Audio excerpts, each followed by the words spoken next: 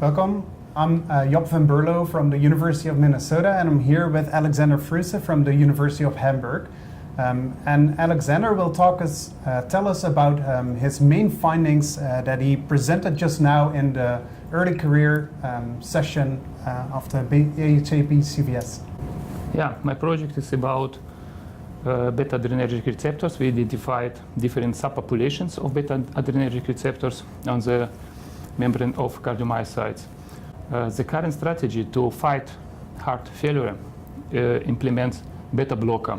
However, this beta blocker diminish some undesired effects like hypertrophy, but also some very physiological positive effects like contractility and cardioprotective functions. With our approach, we provide means and method to inhibit negative hypertrophic effect, hypertrophy development, but we leave intact positive effects like contractility and some cardioprotective functions.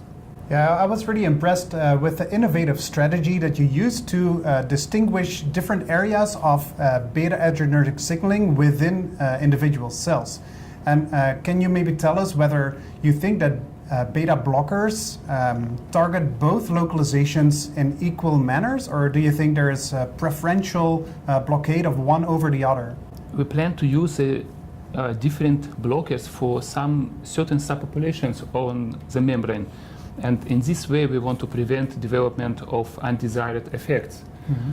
Our novel system, scanning and conduction microscopy, allows us to distinguish on the membrane between two different population or two different areas of the membrane. One is called T-tubule and another called the crest.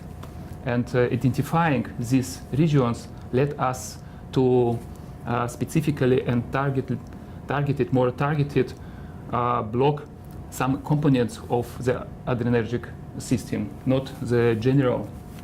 If we have a better understanding of how beta-adrenergic regulation or stimulation is regulated within cardiomyocytes, how do you envision this then leading to potentially better treatment strategies for patients with heart failure?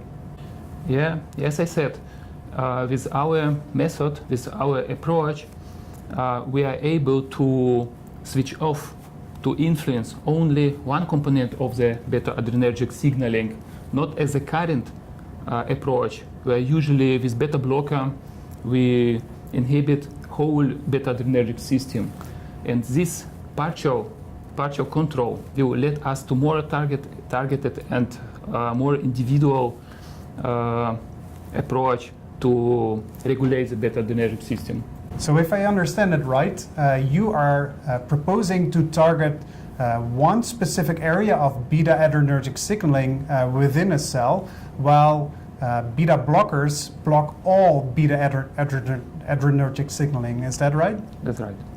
So do you think then that would improve the treatment strategies, since now you can specifically only inhibit the beta receptors that have detrimental effects and leave the beta receptors that have beneficial effects for patients intact? Is that exactly how it works, or do you envision it differently?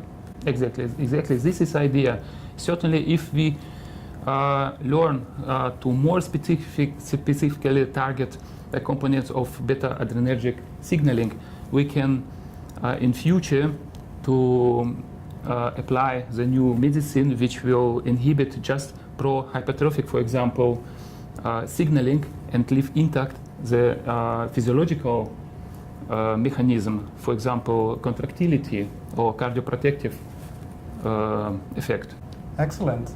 Thanks for sharing your really exciting findings, and I hope that this will lead to better therapies in the not too distant future for patients with heart failure. Thank you. Thank you very much.